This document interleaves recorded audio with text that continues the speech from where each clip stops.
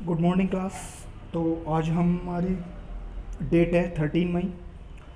तो हम आगे कंटिन्यू क्लास कर रहे हैं। तो स्टूडेंट्स, आज हम M1 के अंदर प्रैक्टिकली थ्योरेटिकली M1 के अंदर इतना भी थ्योरेटिकल है पोर्शन है वो आज हम ख़त्म कर देंगे। इसके बाद आपका पावर पॉइंट और एक्सेल आपका रहता है। पावर पॉइंट एक्सेल में आपका कल से कराऊंगा।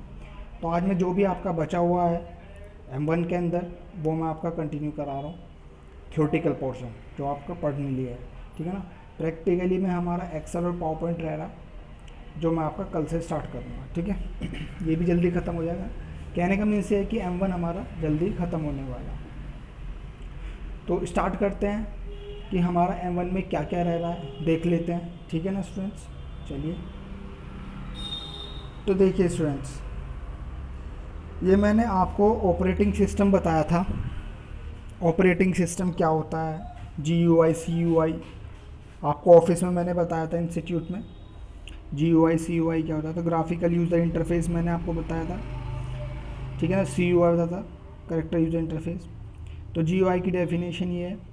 GUI CUI भी मैंने आपको लिखवाया था। तो इसमें मैंने आपको बताया था दो तरह के सॉफ्टवेयर होते हैं, प्रोप्राइटरी सॉफ्टवेयर और ओपन सॉफ्टवेयर, ठीक है स्टूडेंट्स। ये हमारे प्रोप्राइटरी और ओपन सोर्स सॉफ्टवेयर, दो तरह से हमारे सॉफ्टवेयर होते हैं। तो ये हम पढ़ रहे थे, ये मैंने आपको बताया भी था ओपन सोर्स और प्रोप्राइटरी कौन से होते हैं। लेकिन इसमें हमारा रह गया था कि इनके एग्जाम्पल की कौन कौन से इसमें आते हैं, ठीक है ना। ये हमारा रह गया था ये वाला। तो मैं आपको बता दूँ, प्रोप्राइटरीज के अंदर आपका विंडोज़ 7, विंडोज़ 10, मैक, इस तरह के आपके सॉफ्टवेयर इसके अंदर आते हैं प्रोप्राइटरी के अंदर, ठीक है ना। और ओपन सोर्स के अंदर हमारे आते हैं यूनिक्स, लाइनेक्स, उबंटू, ठीक है ना। ये आपके आते हैं यूनिक्स, लाइनेक्स और उबंटू, ये आपके आते हैं इसके अंदर, ठीक है स्टूडेंट्स। तो ये हमारा प्रोप्राइटरी और ओपन सोर्स सॉफ्टवेयर है जो हमने आपको पढ़ाया था, ठीक है। इसमें मेरा ये वाला पोर्शन रह गया था। अंकुर बार बार कह रहे थे सर कि आप हमें ये बताइए इसके कौन कौन से वो होते हैं, तो मैंने बीच में रुकवा देता है। तो ये वाला चैप्टर था वो मैं आपको बता देता हूँ, है ना। ये वाला चैप्टर था, इसके बारे में आप पढ़ लेना, ठीक है। नेट पे भी सर्च कर सकते हैं आप। तो इसकी मैं PDF भी आपको सेंड करूँगा स्टूडेंट्स, ठीक है। इसके अलावा हमारा चैप्टर नंबर 1 में भी बचा था। चैप्टर नंबर 1 में हमारा बचा था आपका बतागा यूटिलिटी सॉफ्टवेयर। मैंने आपको बताया था यूटिलिटी सॉफ्टवेयर जो होते हैं सहायक सॉफ्टवेयर होते हैं, जो प्रोग्राम के साथ, जो विंडो के साथ डल जाते हैं। तो इसमें है हमारा फाइल व्यूवर, फाइल कंप्रेसर, ठीक है, disk cleanup, disk scanner, antivirus, ये सब आप हैं। तो आप इसको थोड़ा सा देख लेना, ये सब, ठीक है। ये इतना ही है स्टूडेंट्स, इसके आगे नहीं है, ठीक है ना। ये आप देख लेंगे। तो ये हमारा यूटिलिटी सॉफ्टवेयर होता है। इसके बाद आपका मोबाइल ऐप। मोबाइल ऐप क्या होती है, आप सभी को पता है मोबाइल ऐप क्या होती है, ठीक है ना, कैसे काम करती है, ठीक है। इसमें 10 मेन आपको दी हुई है कि 10 जो है 10 इम्पोर्टेंट ऐप्स मोबाइल में होनी चाहिए। तो वो कौन कौन सी होती है, एक तो भीम ऐप। भीम ऐप आपको पता है, भीम ऐप पेमेंट करने के काम में आती है। UPI क्या है, ये 2016 में आई था। तो भीम की फुल फॉर्म काफ़ी पूछी जाती है, भीम की फुल फॉर्म क्या होती है। तो भीम की फुल फॉर्म आपकी Bharat interface for money app. Bharat interface for money app, ये इसकी फुल फॉर्म होती है, ठीक है स्टूडेंट्स। ये भारत की फुल फॉर्म होती है, ये इसका पूरा दिखाया हुआ है। इसके बाद माई गॉव ऐप, माई गवर्नमेंट ऐप, ये सब इसकी दूसरी ऐप है।